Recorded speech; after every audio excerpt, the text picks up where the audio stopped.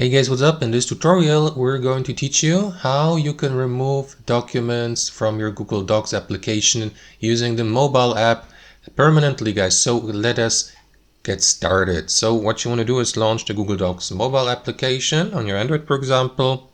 And what you want to do is simply browse through your library here, guys. As you can see, my library features quite a lot of these untitled example documents. So let me get rid of some of them permanently to remove them from my Google Docs account.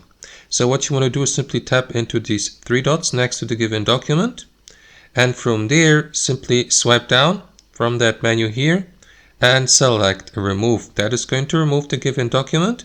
Now guys, consider that removing the document here through the mobile application will also remove it entirely from your entire Google Docs account. For example, if you access it on your computer via the web application of Google Docs, for instance, or on any other device, the given document will be deleted.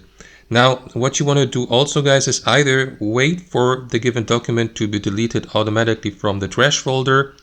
So you can do that, for instance, or you can head over to the trash folder and simply remove it from there manually if you like. So if you'd like to access the trash folder, guys, all you will need to do is simply swipe up and tap into these three lines here in the top left, head over to the trash folder,